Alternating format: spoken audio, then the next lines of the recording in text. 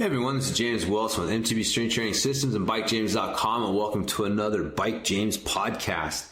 In this podcast, I'm actually just going to be going over my notes from the Bioforce Coaches Weekend. I guess Joel Jamieson, the guy who is behind the Bioforce coaching certification that I did a few years ago. Every year he puts on a free event for coaches who have done it, which is really great. It's not a recertification or any sort of money grab to try to get more money out of you. It literally is just a free event where he has some really great speakers come in and present, and you get to hang out with some really smart coaches from around the world. We had it was a guy that came in from Australia, another guy that came in from Denmark, a guy from the UK, a guy from Costa Rica. So really drew an international audience, as well as some really high level strength coaches from around the country. I mean, there were several D1 strength coaches for teams that you would recognize. The Seattle Mariners head strength and conditioning coach was there. So it really was a great event, a great place to share some ideas and learn from people. And so Joel had several speakers presenting on subjects like sleep coaching, and had a girl present on what it takes to be an ultra marathon runner. Basically, she runs 100, 200 mile races, and so really varied topics and things that I hadn't necessarily heard and been exposed to at a lot of other seminars and workshops. And so it was really interesting. I wasn't quite sure how some of the presentations were going to go, but all of them I took a lot away from. So I wanted to just share some of my insights and notes while it was still fresh in my head. And so getting started, Joel kicked off the weekend. And Joel, if you guys don't know, he is one of the best conditioning coaches in the world, if not the best. He literally wrote the book on, conditioning. His book, Ultimate MMA Conditioning, yes, it's geared towards an MMA audience, but it's still one of the best cardio training books that I've ever read from just a practicality standpoint of coming away from it going like, oh, okay, I have a much clearer idea of how different types of cardio training and intervals and things like that, what they actually do, and then how you can use them to create different results rather than, just randomly using different intervals and different cardio workouts based on what, you think will work best. And so his book definitely had a big influence on the cardio training programs that I write for my programs. He's also the guy behind, originally it was Bioforce HRV, but now it's the Morpheus recovery tool or recovery app. Is the name of the system. But HRV, which is your heart rate variability, again, this is something that is starting to get much more popular. There's a lot of tools out there that measure HRV, but Joel was the first, really, I guess I'm going to say he was the first to bring a high level HRV tool to the masses. And that before that, originally you had the Omega Wave, which was a $10,000 machine, which I guess he actually invested in. So he's got more experience with HRV and athletes than pretty much anyone else that I know. And then he worked really hard to bring the Bioforce HRV tool to the market. And again, like I said, that was there. There were other HRV tools out there, but Joel's knowledge of HRV and the formulas and what they meant based on his experience, like I said, I would argue that his was the first really usable tool that like I said, from that higher level perspective, not just kind of, oh, here's your HRV, but really giving you an understanding of like, all right, what does this mean and how does this impact your recovery, and then what do you do with that? And so now I use the Morpheus recovery app, take my HRV reading every day, and it's been super valuable for me, especially as I get older, just knowing when it's okay to back off of training a little bit, when you can push ahead, when you need to take a day off, instead of just guessing on those things. Having something that lets you know that for sure is super valuable. So, Joel has been a huge influence on me and the stuff that I've done with the programs I've written. And so I just kind of wanted to, a little background on him. If you don't know who he is, then you should, because he's definitely had a big influence on the strength and conditioning industry, whether you know it or not. But he was presenting on, surprise, surprise, recovery and how to optimize it. And the reason he feels strongly that recovery is the best way to optimize or individualize, which is optimizing a program. And so, again, instead of just giving everyone the same workout, understanding how to use your recovery and how to measure your recovery, and then use that information to drive your training decisions. That's how you individualize a program, because some people are going to recover from stress differently than others. So you can give two people the exact same program and their body is going to respond to it differently. You've got genetic factors.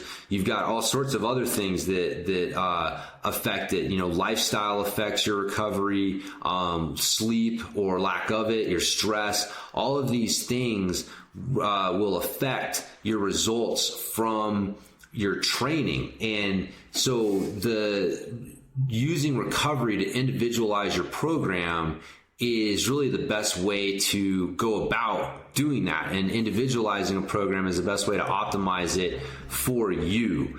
And so within the big picture of recovery, he touched on 5 things. He said, movement, how much you're moving. And this is both just daily activity and also your exercise. Train. I guess move is just your daily movement. Training is your actual training that you're doing for your sport. Eating, sleeping, and then regeneration techniques. And so this would include things like, cryotherapy or massage, things that help your body regenerate from the stress of training and daily life. And so all 5 of those things are going to impact your results from training, basically how well you're recovering. And if you're trying to improve your performance at a sport, like for us as mountain bikers, we're trying to, ride with more power, endurance, and flow and confidence on the trail, then all of these things impact that. And so, I talk about this a lot, but it bears repeating that people forget that it is this big picture that you have to take into mind, or take into consideration, that it's not just your training, it's not just your riding, that all of these things impact your results and how your body is dealing with the stress. And so one of the things that was really interesting, sorry, I was just trying to check my notes here and get my bearing again here.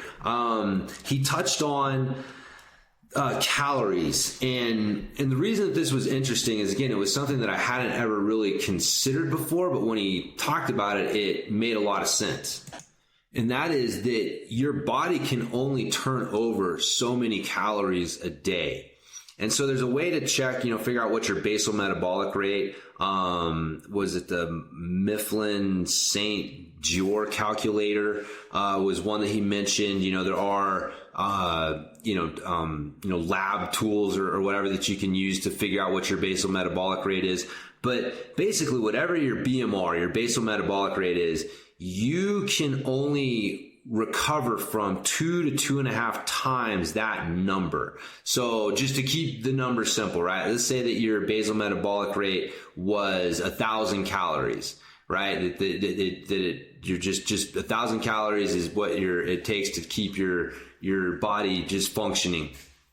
So 2 to 2.5 times that would be 2,000 to 2,500 calories. And again, these numbers are really low. I'm just doing like simple math here. And so that's what that means. So for every 1,000 calories within your basal metabolic rate, that you can only turn over 2,500 calories a day. And so what that means is that there is a ceiling to how many calories you can burn and recover from.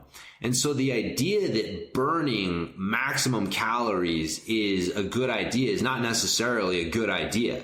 And that you need to keep an eye on how many calories are you burning. And then if you're burning, more than that 2 to 2.5 times your basal metabolic rate, you have to take into consideration that you are not able to fully replenish and refuel by the next day. You will not, you won't have been able to recover from that that you can burn and recover from. And so I hadn't really thought about it, but when you do think about it, it makes sense. And there are some implications there, especially for people who are trying to lose weight. And so if you're using mountain biking as a way to try to lose fat and lose weight, and you're using that in conjunction, especially if you're doing that in conjunction with other activities, that there is a point of diminishing returns, that you can burn too many calories in a day, and it will start to affect your recovery, and that will start to affect your results. And so if you want to not only lose weight, but also make sure that you are continuing to progress in a sustainable way, like that's the other thing, is that's not sustainable. Your body will eventually burn out. It will force you to take time off so that you can start to recover that calorie deficit. And so again, you can do it for a short time. Like if you're doing a multi-day stage race, I'll guarantee you that you're probably going to be burning more calories than you're recovering from each day. But you also know that you need to take a week or two after that and have lower activity levels and let your body recover from that and refuel and replenish itself. And so just keep that in mind while you're, planning out your strategies, either for weight loss or just kind of riding. And if you're just always just maxing out, riding as hard as you can and maximizing how many calories you're trying to burn every day, that you may be actually hurting yourself and holding your results back in the long run. So, based on that, you can use, set calorie goals. So, if you know where that ceiling is, and then you can look at trying to burn a certain number of calories within a workout in order to try and, get to the top of that ceiling, but not go over it. And so, especially if you're looking to try to lose fat and lose weight, that's a good strategy for you to look at calculating. And then he just, ended by talking about using tiered programming, like having hard, moderate, and light workouts. And, I talk about this with the rides as well. If you've seen any of my training programs where I talk about how to incorporate your riding into your training, I talk about hard, moderate, and light rides, and how you need to,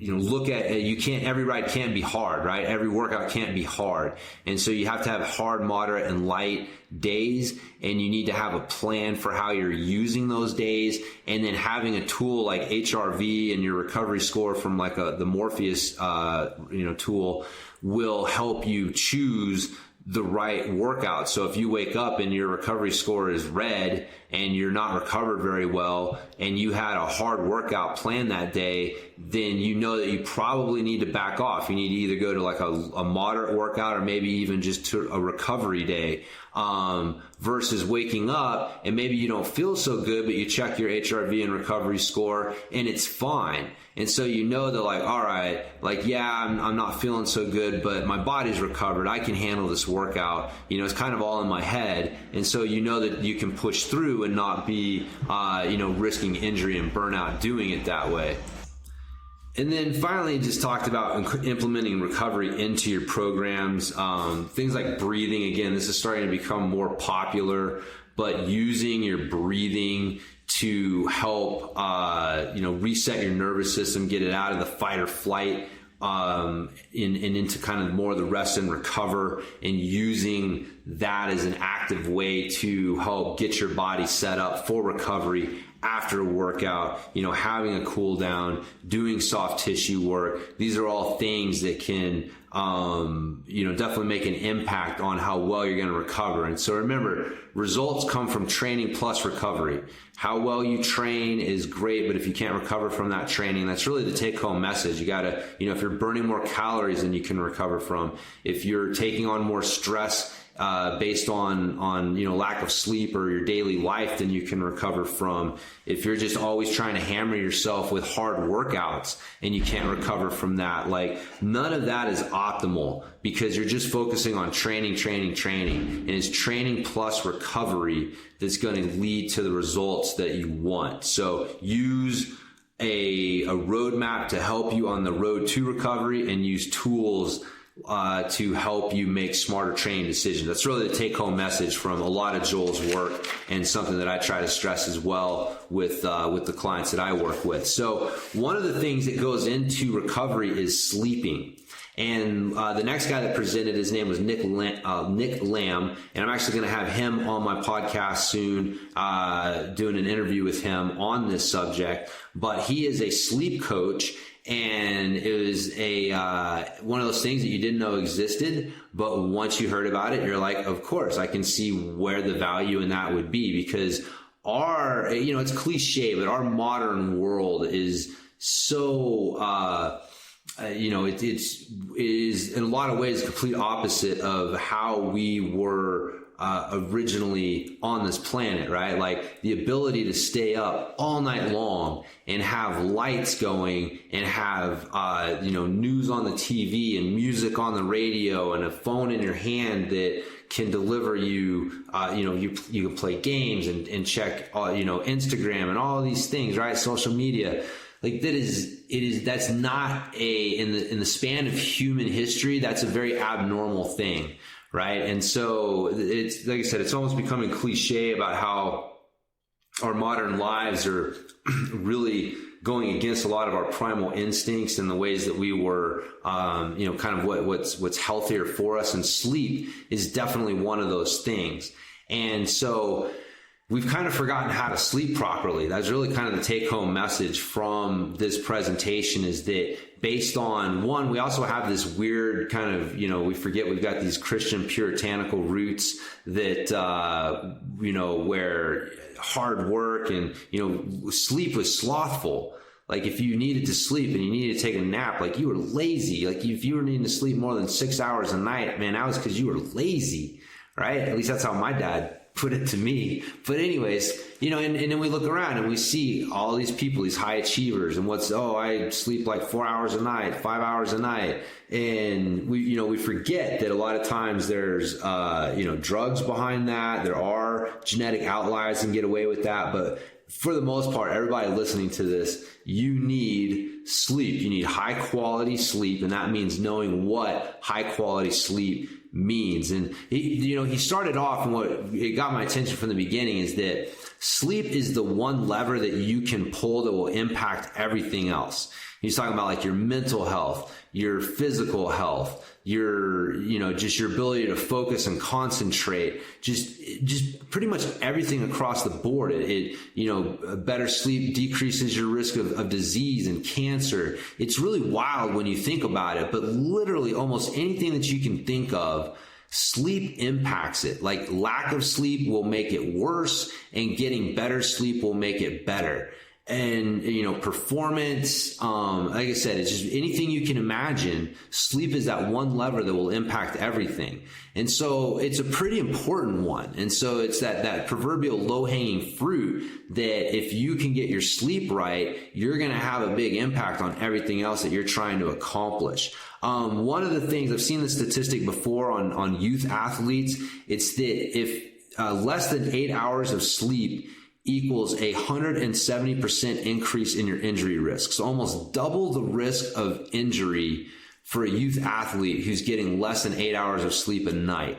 Now, again, that's on youth athletes, but if you think that number is getting much better for us older athletes, I would argue that.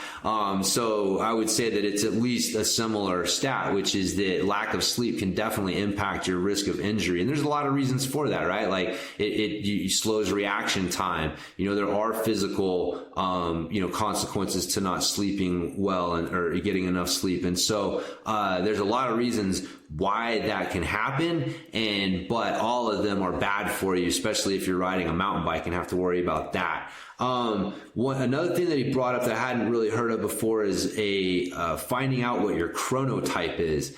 And chronotype is basically the buckets that you can put kind of genetic predispositions for their circadian rhythm, that we don't all have the same circadian rhythm. We don't all have the same sleep patterns, that some people really are night owls and prefer to stay up a little bit later. And some people really do well waking up super early in the morning. And then you got a bunch of people who are in the middle. And then there are some outliers in that group. And so they had it split up into wolf and lion and bear. And I think dolphin was the outlier one. But the basic take home message from that was two things, which is that one, there are some genetic differences. So everyone's not going to be the same. And so trying to force the same sleep habits and timing on everyone is not the idea. But the opposite of that is it's not a huge difference. It's not like the night owls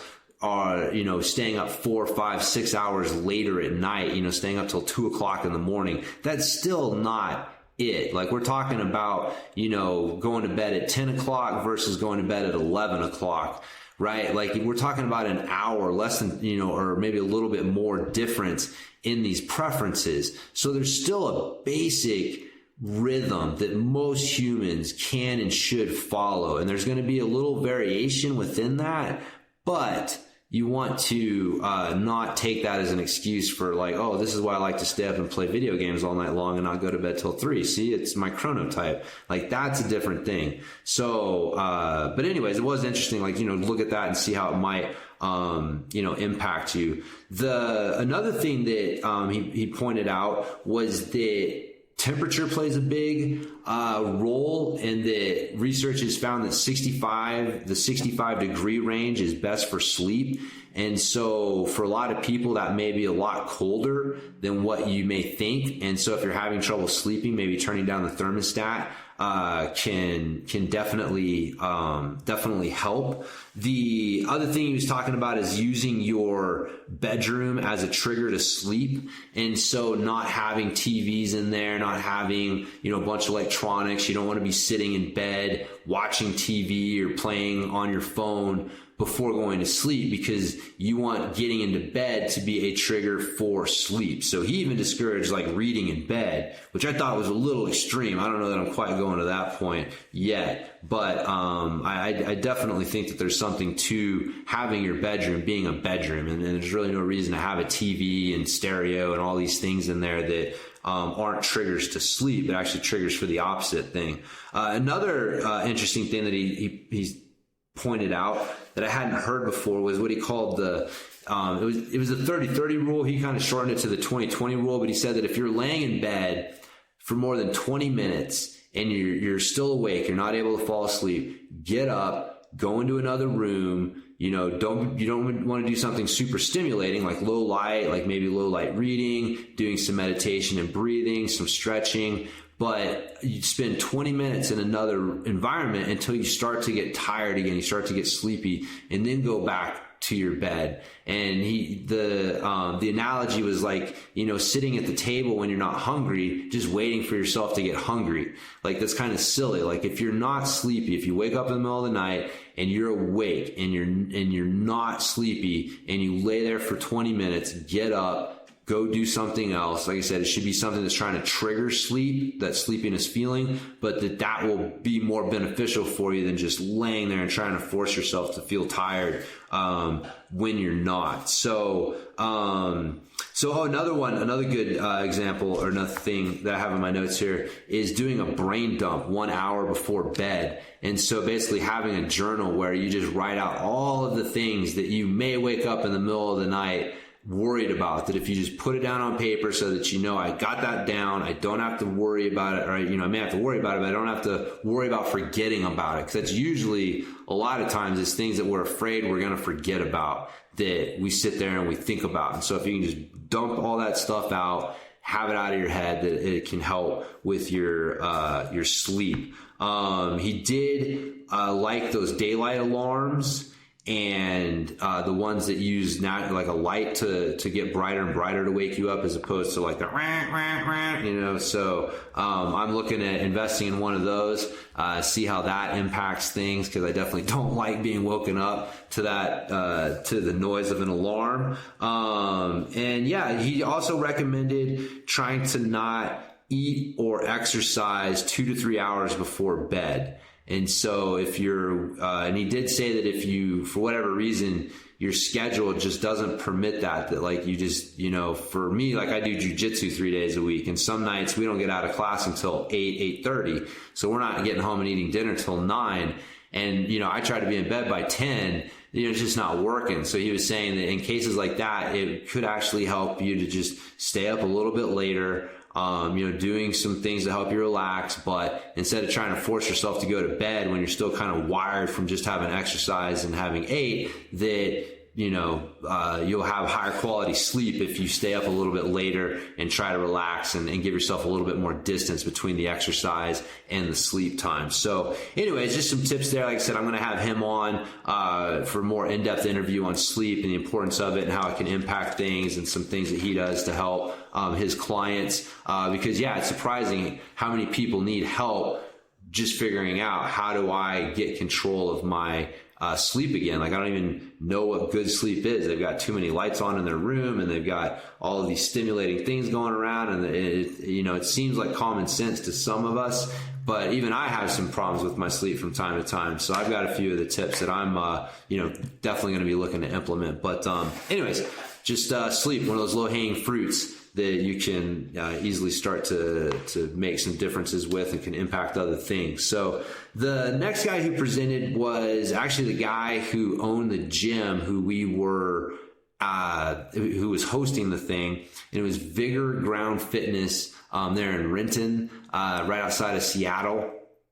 And it was a great gym, but his thing was about being a go-giver, and it was a really inspirational talk about how you can use your business to create positive change in the community. And so, for example, he has a workout every Saturday that is a fundraiser for a different charity every Saturday, and he'll have as many as 100 to 150 people show up donating $10 or more to the charity. And so, you can imagine how much money and how much good he's doing with that. And just saying that it didn't start out that way. You know, he had this idea. It started out with maybe 1, maybe 2 people, but, just the idea of feeling like I want to use my position to try and help and create some positive change was really inspirational. He had a lot of good advice and ways to help kind of do that. But, one, if you are listening to this and you,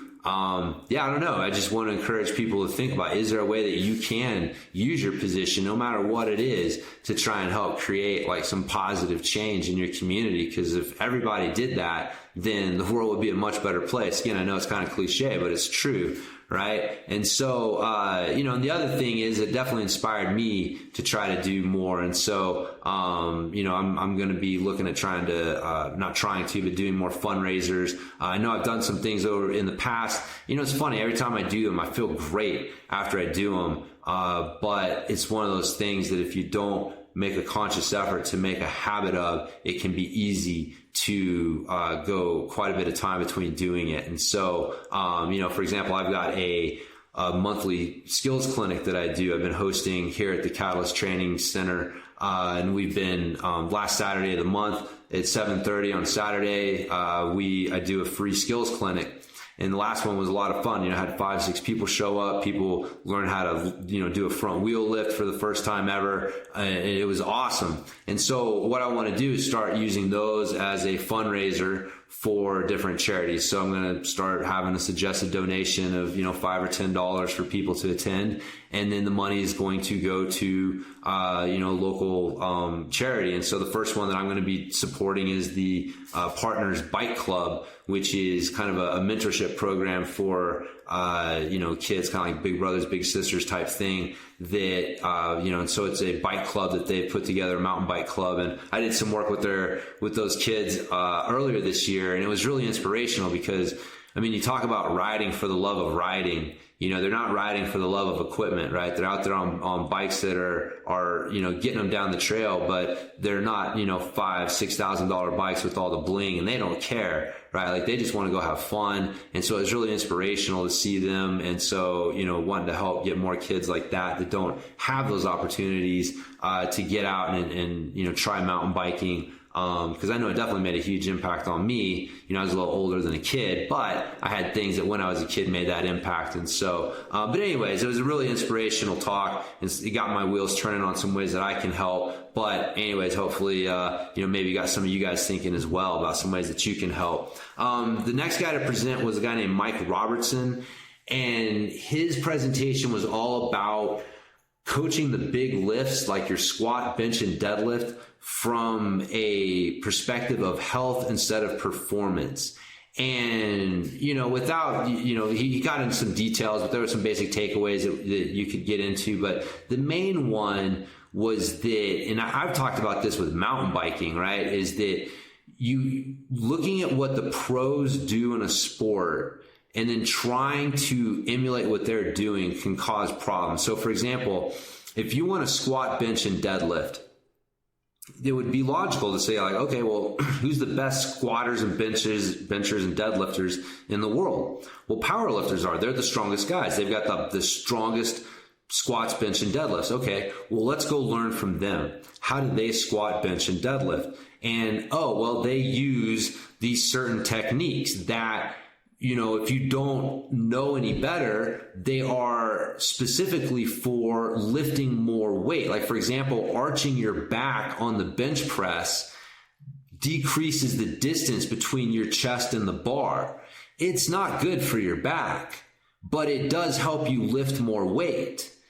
And so you can start to apply techniques and strategies that pros do in order to try and achieve a higher level in their sport, which if you are paying your bills based on your performance in that sport, then maybe that makes sense.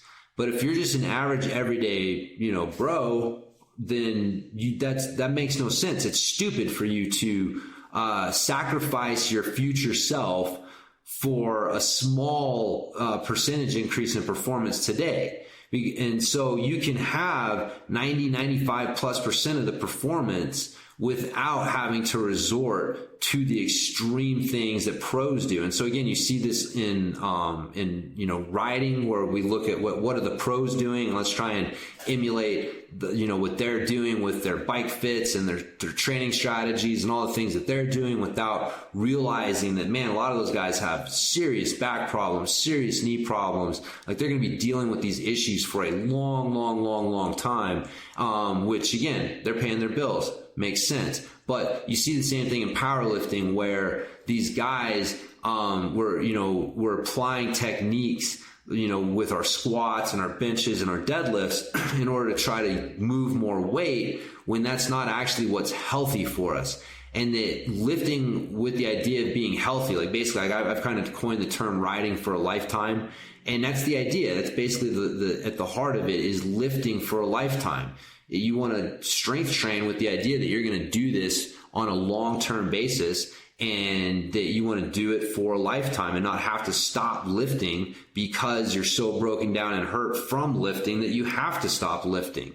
And so a lot of the things that he talked about were things that I talk about in the technique cues for for the exercises and stuff that I prescribe, particularly your feet, making sure that you have to be able to press through your whole foot, which again goes back to the reason I designed the Catalyst pedal the way that I did, is because again, he reinforced over and over that if you can't press through the whole foot, which means the front and the back of the arch, then you are going to run into problems. You can't engage the legs properly. You're not going to move properly. You're going to cause problems. And so, for a lot of people when they're lifting, they tend to let their big toe knuckle peel up and come up off the ground. And so that's, you got to keep that big toe knuckle pressure. For us as mountain bikers on the pedals, it's not having pedals long enough to get pressure on the back end of the arch. And so you can't press through the whole foot. You have to be able to press through the whole foot and able to engage the whole leg and create the maximum amount of power. And so when you're in the gym, you definitely need to be making sure that you're paying attention to that. And then again, it only makes sense that if we're practicing that in the gym, then we should be able to apply that on the bike. But, Mike had, people focused on foot pressure, focused on breathing, making sure that you're breathing properly, and then also just making sure that your hips and shoulders are acting properly. And so again, that's, when I'm coaching people, it's a lot of the same stuff. I'm watching their feet, I'm watching their hips, I'm watching their shoulders, all the other stuff in between is really kind of subject to what's happening at those three areas. And so making sure that those three areas are doing what they need to do usually takes care of a lot of other details in the lift. And so anyways, it was a good presentation, got some good tips from that, but just kind of reinforced a lot of the things that I've been doing already. So that was good. The other guy presented is a guy named Chris Duffin, and he's the guy behind Kabuki Strength. And Kabuki Strength is an interesting company. They've got a lot of great products. They've rethought a lot of strength training equipment. And what he was there presenting on was their method for soft tissue mobilization. And I'm going to be posting more videos on this. This is really hard to describe via the podcast, so I'm not going to spend a ton of time on this. But basically, he uses weighted implements. So, for example, he's got a thing called the boomstick, and it is maybe about like a 1 inch in diameter metal rod, about like 2.5 feet long, and it weighs 20 pounds.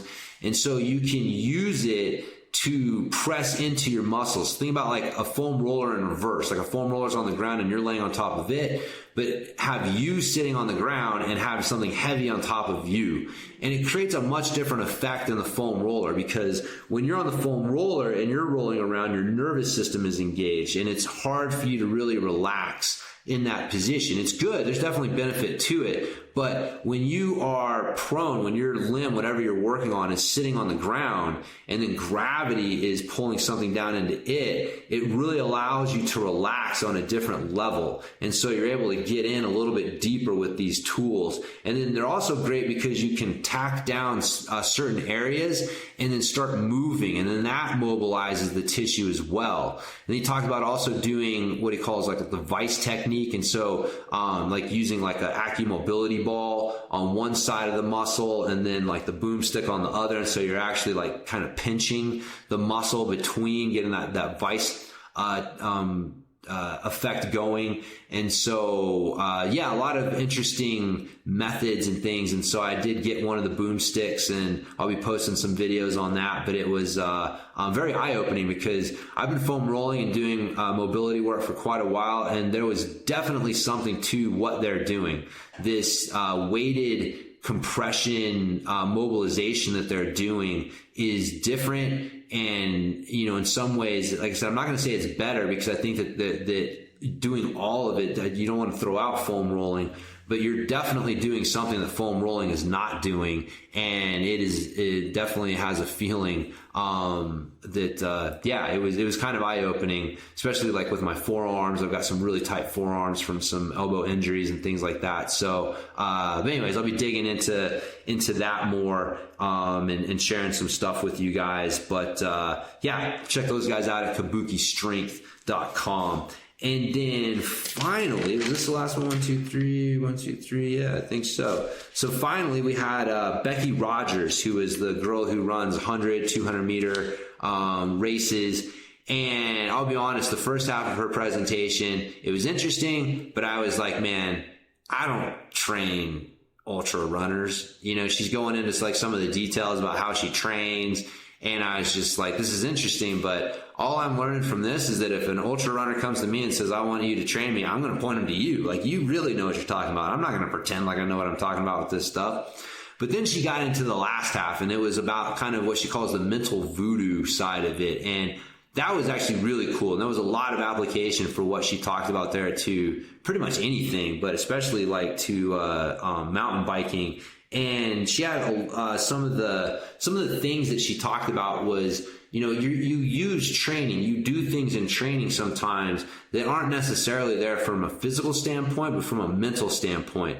So for example, she talks about how she has, she'll, you know, tie a tire to her waist with a rope and run up a dirt road with this tire. And, you know, yeah, there's some physical benefit to it, but what it really does is she says that, man, you know, she gets to a tough climb late in a race and she's like, oh, I don't know if I can make it up. She's able to say, well, fuck it. I don't got to worry about dragging that tire behind me. And so it kind of helps her mentally do that. Now, the thing though is that she does all of this smart. Like she monitors her recovery. She definitely is doing this in the context of a structured program, because I've heard people use that as an excuse for why they always say every workout has to be hard. Like, you've always got to be going hard because you're trying to train yourself to not be weak, not be soft. And, you know, there is a place for that, but it's just a place. It can't be your entire training program. And so the other thing that she talked about was using visualization. And what she talked about, I thought was really interesting, was make sure you visualize the finish. And she said that she had a race, man. She was like 3 miles from the finish line and run 120 some odd miles. And 3 miles away from the finish line, she just hit the wall and she mentally crapped the bed and she could not get herself going. And she ended up crossing the finish line, but it took her so long to do it that she got a DNF because of the time cutoff. And she said she realized that she had visualized and she was prepared for every part of that race except for that last 3 miles. And she didn't visualize the finish. And I thought that was really profound. It's like, you know, that easy part, you think you're done. And it's like, man, no, you got to visualize all of it, you know? So if you're racing, I think visualization is a huge part of your performance. And so make sure you visualize the whole thing all the way through to the end. She also talked about how men and women tend to handle the mental stress of like endurance ultra events differently. And that men are, you know, the men that she coaches, she did a survey and found out, you know, pretty much 100% of them do math calculations. It's always like, oh, I've got this much further to go. If I got this speed, I'll have this long, and, you know, refueling calculations. So it's a lot of kind of logic based stuff. Whereas the women deal a little bit more with like the emotional side, and, you know, that was kind of more of the strategy, and it really wasn't like the logic and math based stuff. And so, but she did talk about with that emotional side, and this goes for men as well, was channeling the light versus the dark. And you know, the dark side is, you know, the anger, the sorrow, the shame. We've all been there, right? Like you know, those negative emotions that can fuel your effort, right? Like you're in the gym and you pound out that last freaking rep that you wouldn't have gotten if you didn't think about that time that girl, you know, stood you up in high school and made you feel like crap or whatever it was. You know what I mean? Like, you know, we all got those like self-loathing kind of dark side things that we can tap into, and those emotions can fuel you for sure. But it's a hot burning fuel. I mean, she was saying this, and the whole time I'm sitting there just nodding my head like, dude, it's so true, because I've been there. That you can't fuel yourself that way for very long. That yes, it has a place, and yes, it can be a powerful tool. But if you're relying on that, if you're just relying on that kind of self-loathing and those negative emotions to drive you through training and drive you through competing all the time, you're going to burn yourself out, and you're going to end up with some problems, probably some mental problems. But the light side is the gratefulness, right? Being grateful that you're here, being grateful that you have this opportunity, being grateful for it. And it's like, you know, it's funny. I mean, this just happened to me what was it, yesterday, 2 days ago, I was on a ride with my buddy, Pete, and we're, the timing of us taking off, we're about riding up and get caught in the rain. And, it's raining on us pretty good. And we weren't really prepared for it. And it's muddy and, it's fine. It's fun. And I'm keeping a smile on my face. And I was thinking, man, like I'm grateful for this opportunity. Like this isn't, fun. Like I'm not going to say it was, it's like, yeah, I'm getting wet. I'm getting cold. I'm like, I actually fell off a fucking ledge because I spun out on a rock. I had mud on my tires and I spun out on a rock and lost my balance and had to like do a double hop off a little ledge and my bike goes crashing down. And, if you're going to it wasn't fun, right? But man, I was grateful to be there. I was having fun. And it's like, the rain felt good and just, it was silly, right? Like you just had to smile and laugh like, man, all right, I'm not going to make it up these climbs that I usually make it up. And it ended up being a great ride. But the juxtaposition of that, and I say this just to kind of put everything in perspective, and this did go through my head at the moment was, I've got a buddy who, I guess a little less than a year ago, or around a year ago, broke his back, riding bikes. He had hit a jump and a tree had fallen across and he hit the tree and broke his back and he's paralyzed from the waist down. And man, he's still getting out and riding. That dude's an inspiration. The Danimal, man, that guy is awesome.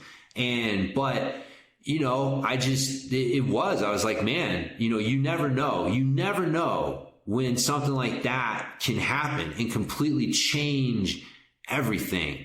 And so it's like, no matter how crappy your ride is, no matter how crappy your training session is, man, you should be grateful to be there. Like you wanted to be there. You chose to be there.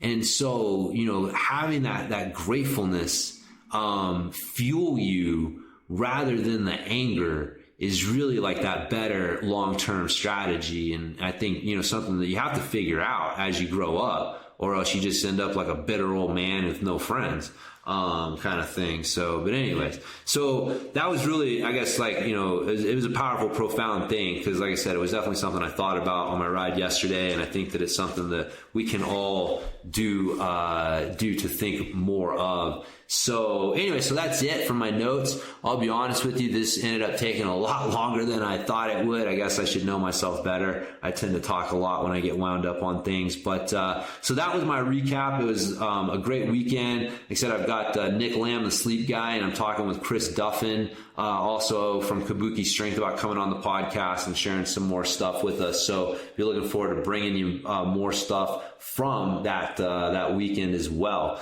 So anyways, going to wrap it up now. Remember, you can check me out at bikejames.com. That is the home for MTB strength training systems. I've been, since 2005, I've been helping mountain bikers around the world have more fun on their bikes through, innovative programs that employ the best training, recovery, riding, cardio training. Like I dig, I don't want to leave any stone unturned when it comes to trying to help you have more fun and improve your riding on the bike, and also helping you understand how moving better off your bike is going to help you move better on your bike. So if you are struggling with a skill on your bike, a lot of times it's a movement issue, right? Like if you have trouble getting in a good balanced body position on your bike and you can't touch your toes, man, your hips aren't doing what they need to do to be able to do the skill properly in the first place. So fix your hips and the skill will come easier. And so, really making sure that my programs are helping you fix the movements behind the skills on your bike, and that helps the skills on your bike come easier and more naturally to you. And also remember to check out the Catalyst pedal at pedalinginnovations.com. That is my pedal that I invented, and it is based on, like I was talking about earlier, the insight that without being able to press through the whole foot, be able to have pressure at both ends of your arch, you have a destabilized arch, right? It seems obvious, but if you're only supporting one end of your arch, right, you only have enough of a pedal to get under the ball of the foot, and it does not support the back end of your arch as well, you have a destabilized arch. And no, a stiff-soled shoe does not stabilize the arch. It just stiffens the foot. It's different, right? Stiffness is not the same thing as stability. Stiffness is cheap stability. But anyways, by having a platform that attaches both ends of your arch, you're able to have a stable arch. You get better hip recruitment. You take stress off of the knees and the calf and the lower back. You get rid of the forward foot rolling thing. Like, basically, we figured out that clipless pedals were never better. We just had shitty flat pedal designs, and the Catalyst pedal fixes that. So anyways, check us out at pedalinginnovations.com. But anyways, so that's going to do it for this podcast. Hope you guys enjoyed it. I'll talk to everybody next time.